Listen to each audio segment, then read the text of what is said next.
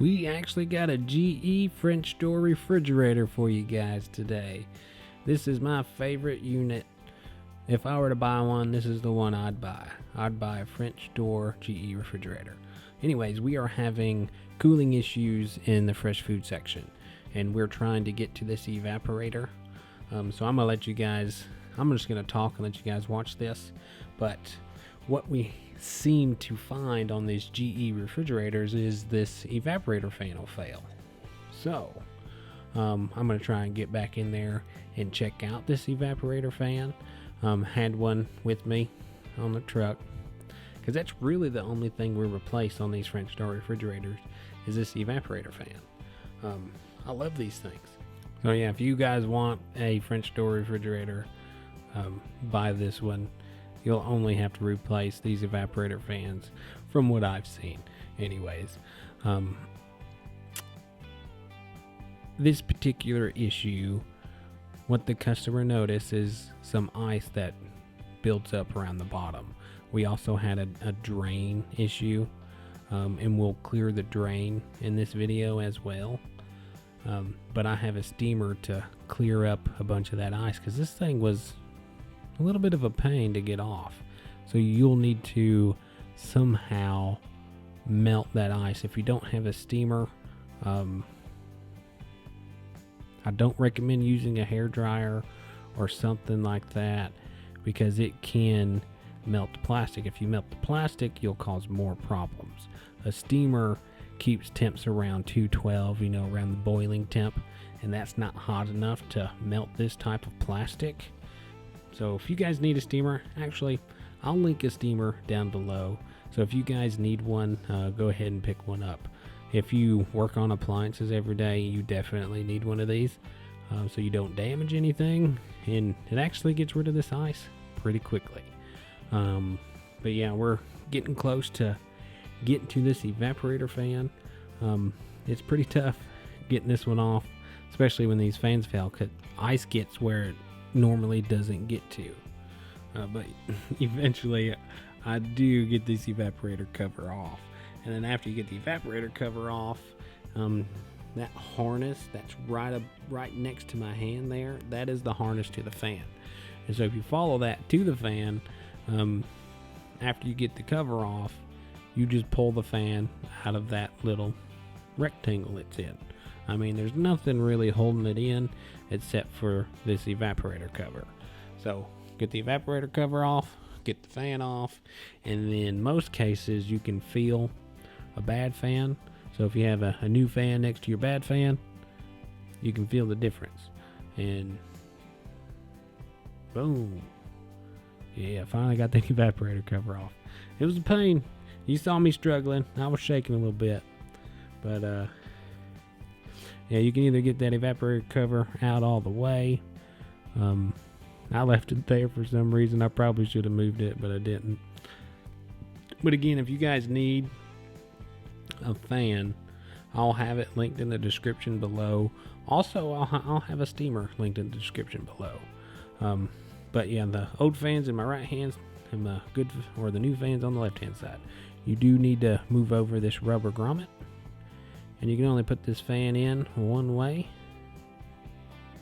So make sure the tabs that you see coming out the sides of it, those go on the bottom.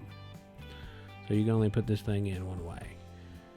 But as soon as you swap over that grommet, you can put that fan in its spot.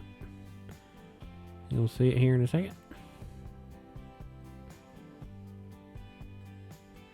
Just push it in that hole. There's a little cutout for the wire harness to go through. You'll notice it if you're looking at it. I don't have a close-up on it, but as soon as I plugged in that fan's working like a champ. But now we are going to work on getting that ice out of the bottom, because usually whenever I see these, there's ice on the bottom or there's ice all over the top. The customer did do a little bit of defrosting for us, so that's why it's not as iced up as they usually are. And if you do have a lot of ice built up on the top of your evaporator, you probably need a software update. So you may need more than just a fan. If you have any questions on that, shoot me your model number and I can actually look that stuff up for you. And if you need the kit, I think I can find a link for you, or at least get you the right part number. I can tell you if it needs the kit or if it doesn't. So if you have any questions about it, just shoot me a comment and I'll look that up for you. But yeah, this steamer here, I just put it down in that drain hole, and these things are not the easiest thing to clear. So you can either unplug this thing and defrost it, and it may take a couple days, or you get a steamer like this and you keep filling it up and running it to push hot steam down in that hole so it melts all that ice down in that hole. So yeah, after we do get this thing cleared, you'll notice, because all that water that's in that tray, it'll finally drain. It may take some time, like you may be doing this for 20-30 minutes or so, but eventually you'll get it. And that's the easiest way. I mean, you can stick a copper tube on the end of this steamer.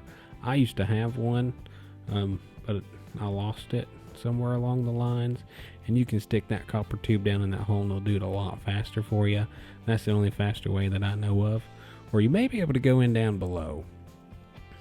That's also something you can do, where the water drains down into the drain pan underneath this refrigerator. But I was able to do it without having to push or pull this thing out, take the back off. So steamer down in there, get that ice thawed, make sure that drain is clogged. If that drain is still clogged, you're going to have water building up underneath your deli drawer, and it'll leak out onto your floor. If you have wood floors, it's going to cause even more problems. So make sure you guys get this thing thawed out. So if you need that steamer, just go ahead and click that link below. They're not too bad. It's only about $30, I think, for one of these. I've gone through a few of them too, because I use the crap out of them. But yeah, eventually, once you get all that ice cleared out, you're going to put this thing all the way back together. There's not much else I can tell you about this, but yeah, just make sure everything goes back together the way you took it apart. This video should show you everything you need to know. If you have any questions, just give me a comment, or whatever below, and I'll get to you when I can. I can usually get to you within 24 hours or so. So yeah, if this helps you out, give me a like, subscribe, and I appreciate y'all watching.